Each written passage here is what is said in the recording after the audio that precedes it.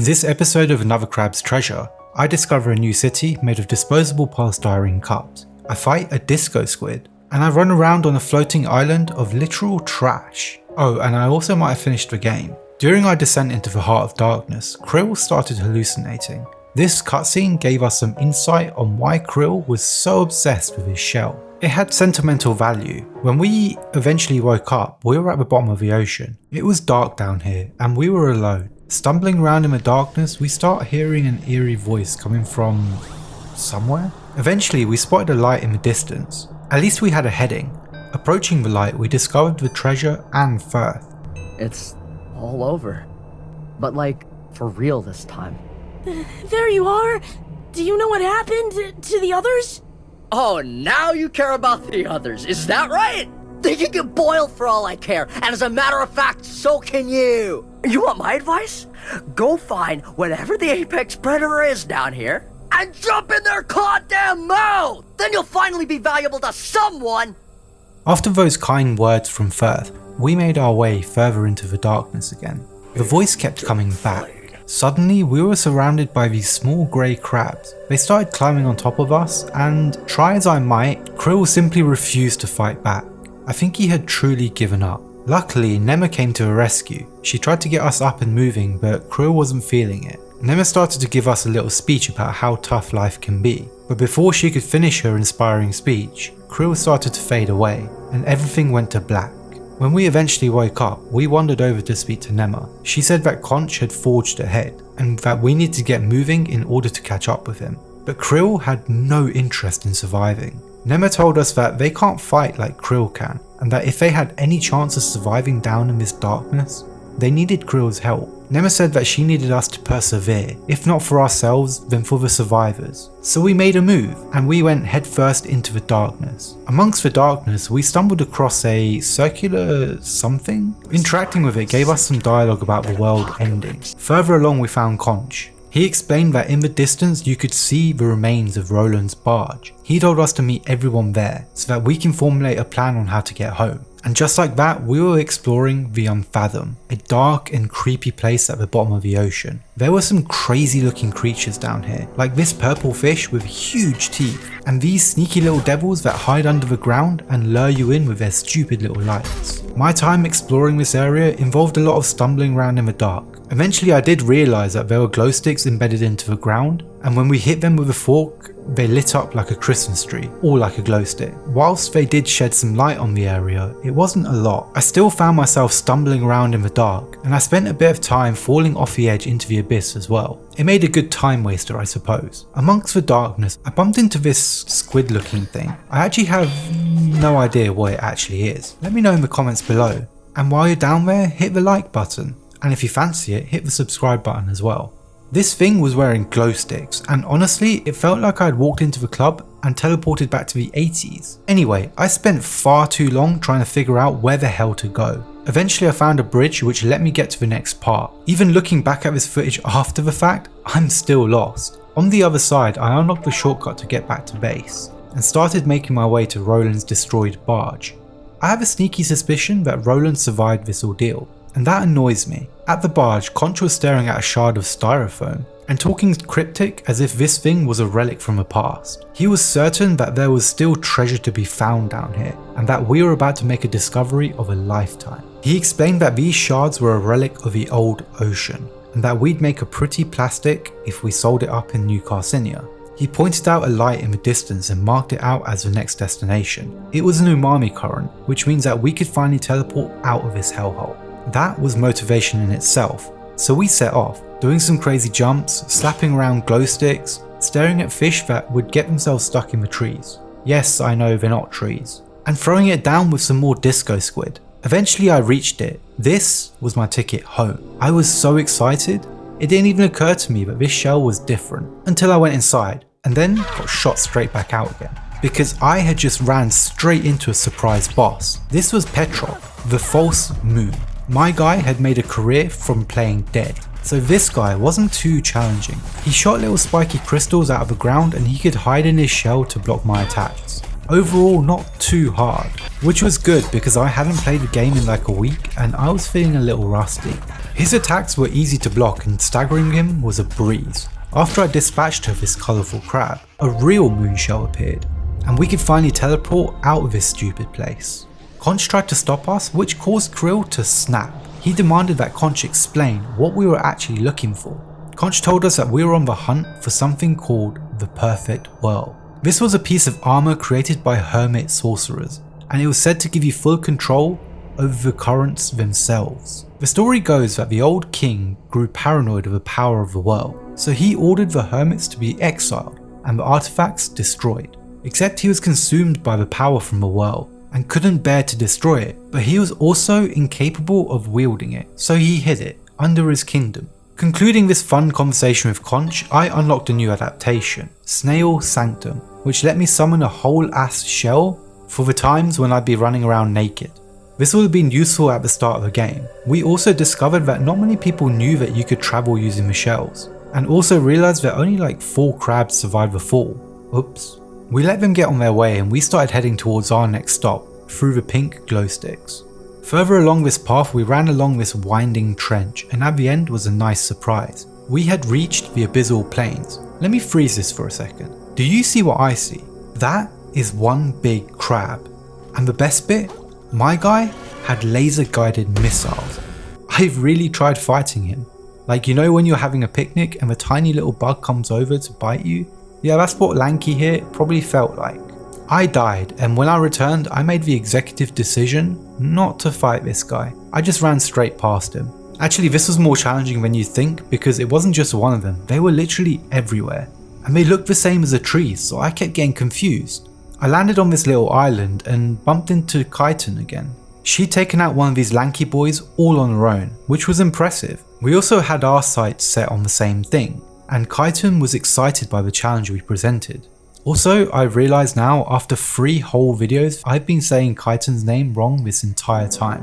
It's not Shitan, it's Kyton. A few jumps later and I find this huge skeleton. I think it's like a prehistoric dinosaur from the deepest, darkest depths of the ocean. I hope I never have to fight this. Inside the skeleton we get a cutscene. And you're certain we're going the right way? How should I know? Think I spend my weekends here, do you? Well then, what the shuck am I still paying you for? Matter of fact, we're in this mess cause you couldn't defeat a damn lobster. Good for nothing. I should have left you on the seabed where I found you, you little... Eh? It's you.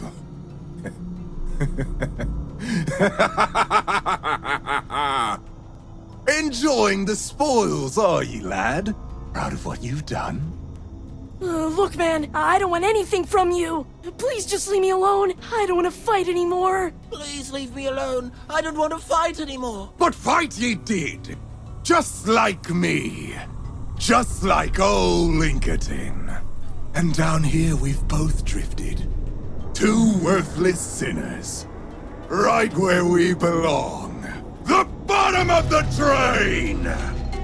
You know what? Inkerton was a loser, and honestly, ever since he jumped me at Flotsam Vale, I was looking forward to having this fight with him. And oh boy, the way I manhandled this idiot was stupid. I literally clutched this fight first time. It was one of the most satisfying fights I've had, because this moron never stood a chance. At least he was useful for something though. I got a stainless relic out of it. Later we walked along the spine of this creature and reached Conch. He said that we had reached the lock to the city, and only hermit crabs could enter. How? By docking our little booty on the seats. That's how. One long and awkward elevator ride down, we get our first look at the old ocean. I'm actually impressed with how much more there is to this game. I thought that I was near the end when I was battling Roland. Turns out Roland was insignificant. In this new location we meet some new enemies. I'm gonna pause quickly. Do you see him? These guys are blue and blend in really well with everything around them. Oh, and they have one more trick up their sleeve. Once you beat them, that's when they really come out of their shell. No,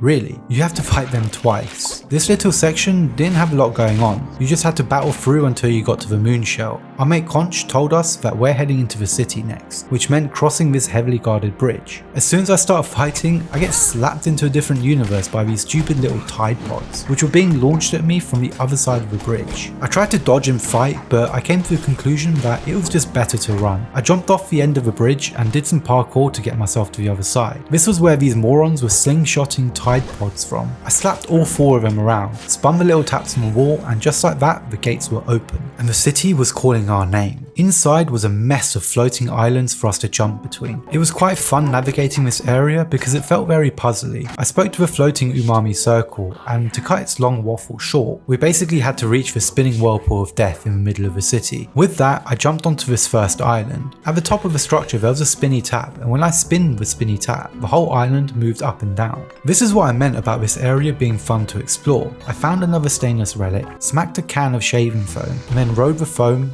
through the city. On the other side, I bounced off some bubbles and catapulted off a dish sponge. And rest assured, I did fall off the edge a few times. We ran into Kaiten again, and she revealed that she too was looking for the whirl. She said that an item of power and a weapon were one of the same. Our enemies would not hesitate to turn power into violence, so we shouldn't either. She starts getting hella cryptic and then dips off, leaving us to make our way on foot. Oh, and we also found another stainless relic, which brought us up to 4. So we made a quick pit stop at our mate's place and upgraded our fork again. Back in old Carcinia, we rode some more foam and spun some more taps. This tap operated a lift, and at the top of the lift we entered the room and immediately got jumped by a couple of hermit crabs, who were both wearing snow globes. A few more islands later and we had reached the main looking island. There were 2 crabs on guard outside, but to be honest, they just stood there, so I walked straight past. If they're not starting a fight, I can't claim self-defense when I kill them. We had reached the throne room, and this is when Conch decided to tell us the truth. Apparently this city wasn't actually an ancient relic. Conch had literally spent his entire childhood here about 30 years ago. I knew he was old. He was here when the king exiled the sorcerers, and he was here when the city began to decay, when it started to fall apart. He was there when they set up a new city, somewhere for them to start over. He watched as they made the same mistakes. He hoped that he would one day find the perfect world and save New Carcinia. Sentiment aside, it was clear I was walking into a boss battle, so we headed into the throne room to see what was up. This was a bleached king, Kamsha. This battle was probably in my top 3 hardest fights of the game. At first it seemed so simple, the guy didn't even move. You couldn't stagger him when he was sat there, so I had to prioritize damaging attacks. And honestly, his first phase wasn't too bad. He only had like 3 moves, and they were all super predictable, and you just had to be really quick with hitting his claw. His second phase was ridiculous. Pinky was flying around the arena like a nutjob. His attacks were faster and he took less damage, but it was way easier to stagger him. A couple swipes with a fork and a mantis claw was all it really took to knock him over. And then you could use dispatch on him, and that took like a chunk of his health off. I went back and forth whittling his health down, and then used the dispatch move one last time to finish him off. And that was it. This didn't feel like the end though. No cutscenes, no whirl, there was more to uncover. So we ran for the toilet and jumped straight in. We ended up underneath the kingdom, and headed for the glowy spinny spirally thing in the middle. By God! This is it! This is it, Krill! They all told me it was just a legend! Those buffoons! The perfect world! Do you know what this means, child?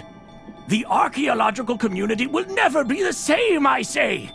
With the proper funding, perhaps we can begin to learn the secrets of the ancient hermits. And then it's only a matter of time before... Oh, God damn it! Drivel.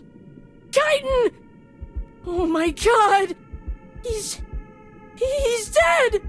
You killed him! Time, he says. The old idiot. Time is something we have none of. We're already much too late. Tides upon tides upon tides too late. This ocean was eaten up before I was even an egg. What? Why did you do that? He didn't do anything wrong! We are beyond saving.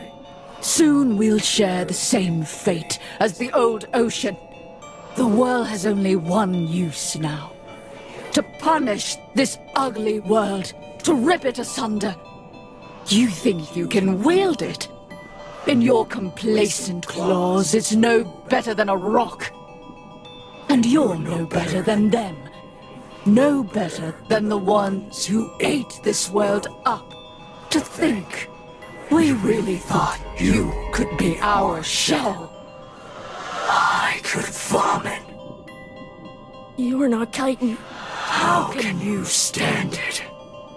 How can you sleep? How can you even breathe? You've seen how this ocean's been maimed. The agony it's in. The future that was stolen from us. You've seen everything we wanted you to see. So where's your anger? Where is your rage? Doesn't this pain boil you inside, little crab? Doesn't it just make you want to fucking scream? That was insane.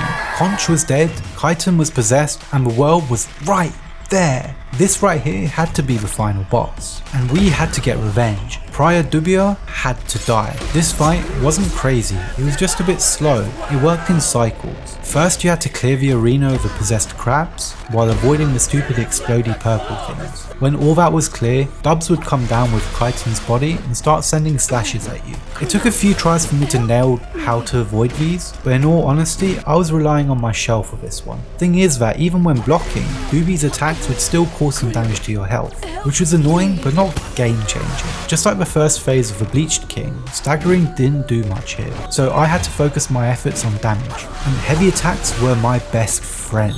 After a few cycles of fighting crabs and Chitin, I finally beat her, but she just tossed Chitin's body aside and introduced me to her phase 2. The first time I reached this phase, I was getting so annoyed that I couldn't get a hit off on her. She was constantly out of reach, and because I was concentrating so much on the unending barrage of attacks, I failed to notice that she was actually running her own health down. All I had to do was survive long enough to watch her kill herself. So on my next run, I did just that. I just kept running and watched as the health bar ran down. When it hit 0, she screamed and popped, and that was it. We collected our umami, unlocked a moonshell, and headed over to a world. This was when we got a message from the game. This was a point of no return. Dubs was not the final boss, but we were ready. I hit yes. Chitin! Are you okay? I killed him. The old man who never raised a claw against me. I was the strong, wielding death against the weak. There is no salvation for me now. It wasn't you, Chitin. It was whatever that thing was, making you evil. A great confluence of damned souls. A grim slurry of umami. My body moved at its whim, true. But the anger was mine. The hate was mine. Without it, it could not have taken me as a shell. Stop talking! You're going to be okay, alright? Perform me a favor, vagabond. My anger was too much for me, but do not let it vanish. If you can, take my anger with you, and wield it where it is needed, to protect this world. Stop it! Stop talking like you're going to die! I didn't even like you guys when I met you, but I don't want you to go! I don't want to be alone again! The confluence was wrong. There's still time to save this ocean. I must believe this. Even if it is a lie, I will believe it. Until the day this all ends. Wait! That old guy was saying that shell has a lot of magic in it, right? I'll just put it on. Maybe I can heal you. Krill. Just stay right there. I'll be right back.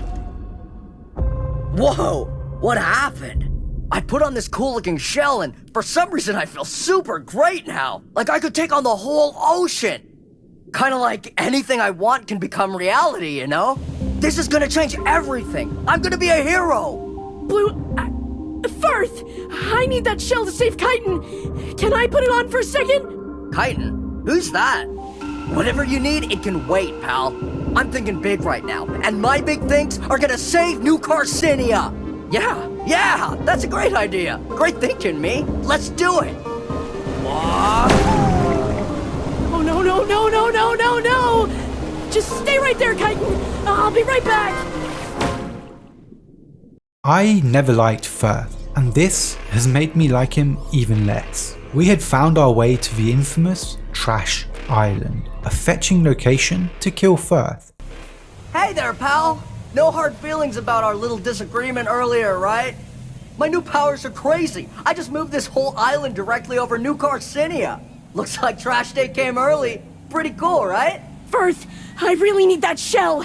Chitin's hurt bad. I'll tell you who's hurt bad. The economy. That's who. With Roland gone and Scuttleport out of commission, our whole city's gonna completely collapse. And not only that, folks are starting to say the trash we've been using is physically harmful to us. Who would have thought? But it's all gonna be okay. Now that I'm the god of this ocean, I've got a super genius 3-step plan to save everyone. Step 1. Sink Trash Island onto New Carcinia, eliminating the whole concept of Trash Day. A permanent economic boom! What's better than that? You're going to cover the city in trash? Can we just talk about this? I just need to borrow the world for a minute! Step 2. Use that trash to usher New Carcinia into a second golden age.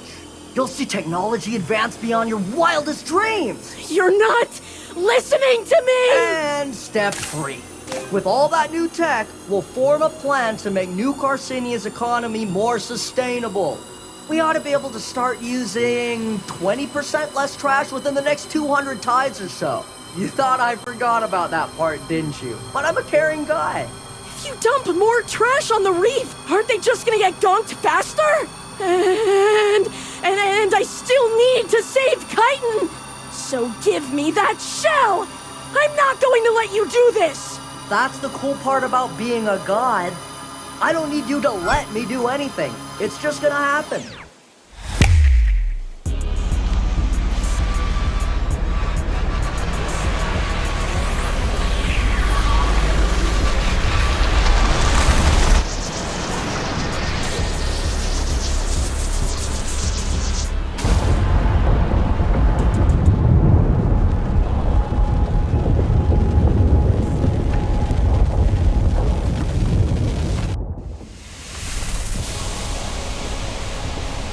I need that shell!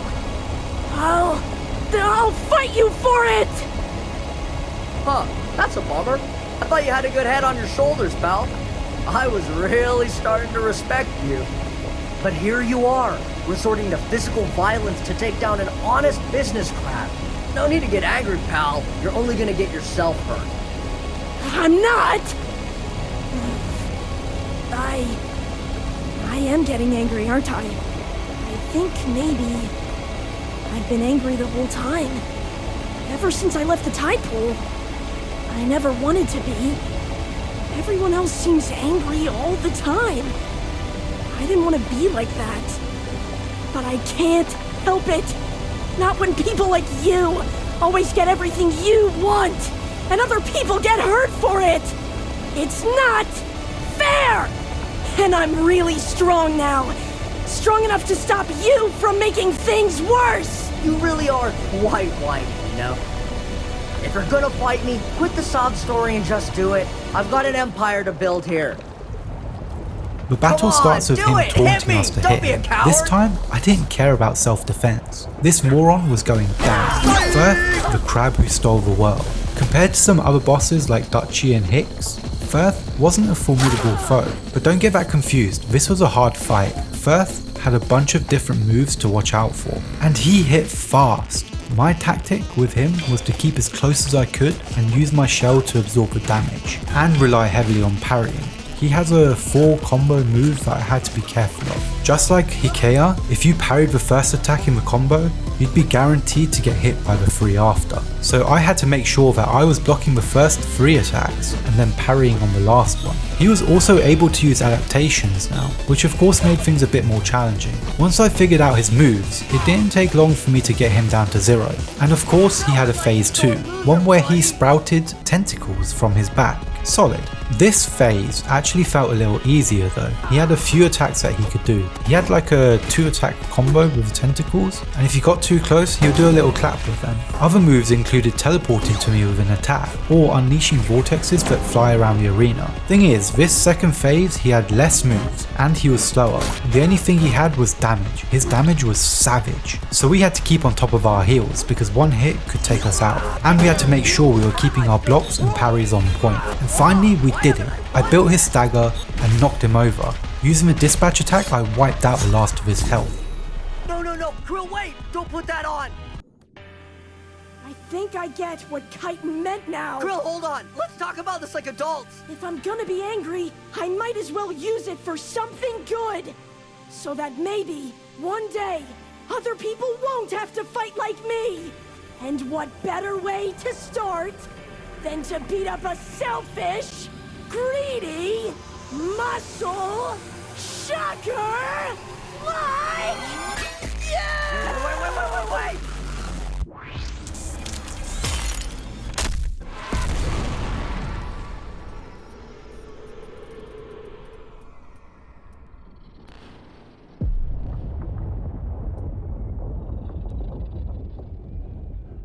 That was an insane fight, and the world was destroyed, and the fact that the trash still ended up all over the city is pretty sad. But speaking to the residents, they're acting as if they just won the lottery. Firth somehow survived, but he got stamped out real quick. We also realised that Chitin was missing. Hopefully she survived. We ran into Nemo, who was relieved that we were alive. We had to break the news to her though that Conch hadn't made it. Krill confessed to her that he wanted to be angry, but there was no one left to be angry at. Nemo tells us that people seem excited about the trash, but it won't be long before the gunk gets them.